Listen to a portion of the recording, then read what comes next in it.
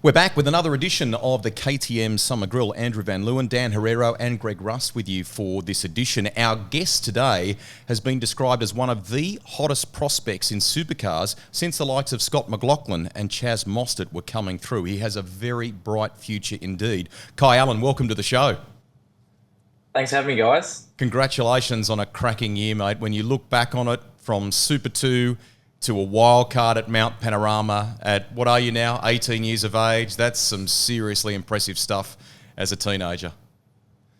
Yeah, thanks, mate. It's been an unreal year. Like you said, the Super 2s was really good. We ended up, winning the championship, which is super cool. My first ever year. So very, very exciting on that. And then, also to get the wild card entry at Bathurst with Simona and the team at DJR was super special for me. I've been watching Bathurst ever since I've been young. So to actually be there and race in the event and to do it with, such a historical team and such a cool co-driver in Simona, couldn't really ask for much more. So super cool year so far. Kai, let's start with the Super 2 season. As you just referenced, you ended up winning the title there. Was that a bit of surprise? Like such a stacked field there. Were you surprised to sort of end up winning that title? Zach was sort of seen as Zach Best, such a strong favourite for this season. Yeah, 100%. Like leading into the year, only really done, I think it was my, third year in car racing. Obviously I race go-karts, but, very sort of unexperienced compared to a lot of the competitors I was racing against. And also, coming out of a season in Super 3 was quite handy, jumping straight into Super 2 car. Sort of found my feet last year in the Super 3 class. And then, just went into the year, no expectations. I just wanted to learn on this year. And it sort of caught me by surprise, I think, at Townsville. Before Townsville, I was 7th in the championship, not looking very, very good at all. And then, leaving Townsville, we had such a strong weekend there. We were up to 2nd in the championship in fighting range. So the whole mentality switched about halfway through the year, and we knew we could have a crack. Still going to be hard, but, we just kept chipping away and just went back to, my grounding from karting, those championships I raced in then and just worked and found my way to the to near the top. And then Zach was always going to be hard to beat. He's so experienced in the supercars. I think he's done three years in Super 2. So just had to keep my cool, stay out of trouble, and then leading to that last race in Adelaide, leading the championship in the last race. And I think just going in there with the mentality of just bringing it home, and we did. So super cool to get the championship, and definitely didn't expect that one. Kai, you just mentioned karting, and we've had Paul Morris in here talking about how, the Australian Kart Championship is really important in developing these young drivers now. I guess there's another one that's been mentioned. You came through Toyota 86s as well. What did you pick up on that? What do you take from that to apply to a supercar? Yeah, it's quite interesting, actually. Definitely think the Karting Australia do a really good job with the Australian Kart Championship. I raced that for, I think it was 6 years, from when I was about, I think 9 years old till I was 13. So I went through all the classes there, and it's super competitive, the karting. You got so many young kids in those classes, and especially when I raced it, I always push myself against the older kids. I was always young. Dad was always, Dad and me were always pushing myself to try and race. I think I was 12 racing 16-year-olds. So it's quite difficult for me, but I think, Karting Australia really good with that. They let you, if you proved yourself, they let you go in there and they've got really good systems in place and good grounding. So Karting Australia is massive for me. I learned all the basics from racecraft to how to set the go-kart up. Like I used to go basically tell Dad what to do with the go-kart, change this axle or change the front end or, put a tooth on it, all that stuff. So that was really good. It was hard when I first started because we didn't really know anything. So I really had to work hard and learn and, sort of go backwards for a little bit, but then, making mistakes and stuff. And then after you got it all right, it was really handy to learn. And especially when you go into car racing, like I jumped into the 86, you've got that grounding and you can feel the car and feel what it's doing. So you can get on top of the setups a lot easier. Also feel what you're doing with your driving and stuff to definitely make sure that you can get the most out of yourself as quick as possible. Because in these classes like 86s or Super 2, you've only got, 2 practice sessions and straight into quali. So if you can get on top of your driving, the setups and all that stuff really quickly, that really helps. I think that's definitely a good thing that karting gives you. You're in the Dick Johnson Racing shirt, very professional, well done, tick. Hey, the wild card was a tremendous opportunity for you. Car came back, I think, without a mark on it. If you look back on Bathurst 2023, do you feel like you achieved everything you wanted to in that opportunity? Yeah, 100%. I think, it was quite difficult with, Simona. She got delayed a bit with her, she got a bit sick with appendicitis, but, I think we only did a couple of test days leading into the Bathurst, so it was quite hard to find our feet straight up. But no, I think we did a really good job. The team are like unreal with their support behind us and making sure that Simona and I were super comfortable and knew what we needed to do and everything. And even, racing Super 2 on the same weekend, that was a massive challenge for myself, trying to juggle both with, the load and the stress, especially around Bathurst. It's quite a difficult task, but, both teams in Eggleston Motorsport and also DJR worked really well together and made sure that, I wasn't getting overloaded with, signing sessions and too much debrief and all that stuff. I just needed to know what I needed to know and do what I needed to do. And then I had time to unwind and make sure I was in the right headspace before leading into a practice session or qualifying session or even a race. So yeah, definitely think, Super 2, we were super consistent, obviously not the fastest car out there, but we walked away with the round win, which was super, super special to get that one at Bathurst. And then, leading into Sunday, I was super confident. Leading into the race, we done some laps. We had decent car speed, but the car felt super comfortable in a race trim. So, Simona did a really good job, got it started. With their experience, she navigated away through the first couple laps, and then handed over to me, and I just chipped away.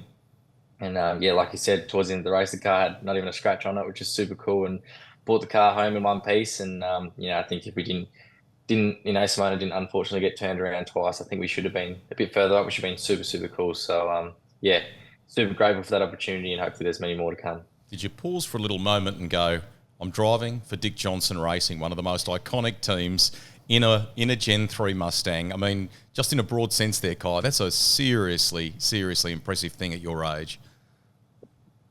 Yeah, 100%. It was super surreal. There was so much going on leading up into the event. I didn't actually have time to step back and go, what am I actually doing? So I remember, getting there on, I think it was the Wednesday, and looking at my, name on the pitch straight, in front of our car and going, this is actually happening. This is super cool. So even after going across the line, on Sunday and finishing the Bathurst 1000, it was just super cool. And then, I think I slept probably the best I've ever slept that night, and I was pretty worn out, but it was so cool to get that one done. And, like you said, just for my age and my experience and to get an opportunity like that, I can't thank everyone enough that made it possible. I think there was a practice session where you were like fourth quickest or something like that. There was certainly one of the sessions you were right up there. How important is that? Everyone says, practice is just practice, but for you to go, hey, I belong here. Like, I can do this. I can actually put in a competitive lap time. Yeah, 100%. That was super cool. I think I might have been the co-driver session, the first one. That was my first session in the car because we wanted Simona to get as many laps as she could in the first practice. So, we ended up fourth, which was I didn't, when they come over the radio and said P4, I thought they were joking, but no, we actually did. So that was a big confidence booster for me to know. Like you said, I do belong here, and I can prove myself to the big guys, but definitely still looking forward to try and get a few more opportunities and spend another year in the Dunlop series, improve my techniques and make sure that hopefully 2025 I'm ready to go to jump in the main game. I know David Noble and the sort of executive at Dick Johnson Racing don't like to get into detail on contracts, which is understandable. Clearly, the intent with you and them is investing in the future. Based on what you've done now at Bathurst, and you're in the team kit for this chat, is the intent to keep going with them and to stay with DJR if you can? Yeah, I'd love to. They've obviously got a lot of stuff to sort out, but nothing set in concrete at this stage. But I'd love to go again with them next year and do the enduros and stuff. Obviously, there's like I said, nothing set in concrete, but, I love the team, love the environment. And, if I can keep, going along with them, that'd be super cool. But, just have to wait and see, I guess. Cool. Guy, you've, like you said, you have got Super 2. That's one thing you've got locked in for 2024. I you've just touched on it, but you can't go any higher on the points table. So what is the goal? What do you need to do for 2024 to be a successful season in Super 2? Yeah, I mean, going back to back is going to be super hard in the championship. That's obviously the goal, but I really want to just try and win as many races and qualify up the front. This year we weren't the fastest out there, but we were always consistent in that top 3 or 5 positions. But if I want to try and win a few more races, get a couple more round wins, like you saw Ryan Wood do, he just dominated. Unfortunately didn't get the championship, but he was super fast all year. So that's basically my mentality, is to go out, first round at Bathurst is, on the money straight away and try and win as many races as I can. It's going to be super difficult because Super 2 is so competitive. But, I think if I work hard at it, I can try and just get up the front, be super consistent, sort of like what I did this year. But yeah, I mean, the championship's definitely the main goal. But besides that, I want to try and just, like I said, win as many races as I can and be up the front and just, biggest things learning, the more experiences. Every time I jump out of the car, I've learned something. And, my notepad, when I come back, I can't even read it. There's so many notes and stuff on it because, I'm just taking so much in every time I drive a car. So I think another year at that will give me more confidence in the car. And then, to try and do Sandown and Bathurst as a co-driver again would be super cool to give me more experience. So then, hopefully I'm ready to go for 2025. Does winning the Super 2 title this year kind of free you up to go for broke a little bit more next year? Obviously, the way Super 2 set up with that short season, DNFs are really costly. You have to be consistent to win the championship. You've done that. So can you look at trying to unlock a bit more of that outright pace next year? That's 100% right. Yeah, that's what, caught Ryan Wood out, and even, my teammate Cooper Murray. They were always up there, but they just had, I think, 1 or 2 DNFs or one bad race, and that just destroyed them. So, yeah, if we can definitely, I think, like you said, you definitely have that little bit less risk factor. You can just go out there, drive as fast as you can, learn as much as you can, race hard.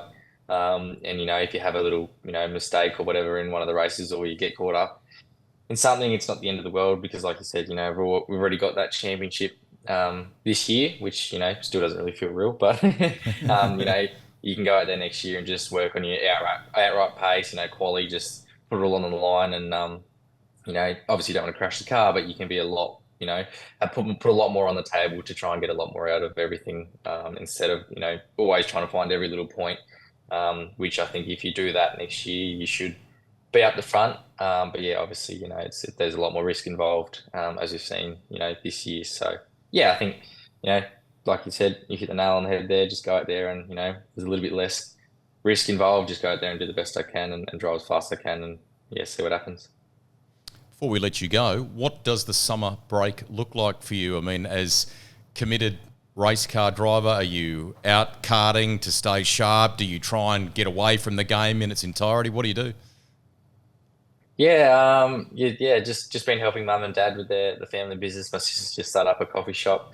Still doing a lot of motorsport stuff. I got a sponsors night on that have put a lot of support from Mount Gambier. So just catching up with everyone who's helped me this year and all over the years, and then just build a little oval dirt kart track out at my mate's place. So we've got some dirt karts, bit of fun. But keep the skills sharp, and then I'll find something to drive. I'm always always itching to drive something. I've got my simulator right next to me, so I'll be flat out on that all night. And then just driving anything and everything I can, and have a bit of break from Christmas to New Year's. And as soon as New Year's hits, then I'll be straight into getting next season ready. Kai, from all of us, congratulations on a stellar year. We wish you all the best for 2024. And we're going to stop by for what should be an A-grade latte next year. If you're doing some work at your sister's cafe, you should be up for that, shouldn't you? Yeah, definitely, mate. Come down and get a coffee. I'll definitely sort you out. Terrific. There he is, Kai Allen, joining us on the latest edition of the KTM Summer Grill. Make sure you tune back in tomorrow morning to see who joins us on Speed Cafe for the next episode. You could be a winner each episode of the Summer Grill. KTM are giving you the chance to win a bar stool, a mug, and this race-inspired clock as well. So there's more good reasons to tune in and hear from some of the stars of world motorsport here as a part of the KTM Summer Grill. All you got to do is click on the link below, fill in your details, and you could be in the running to win.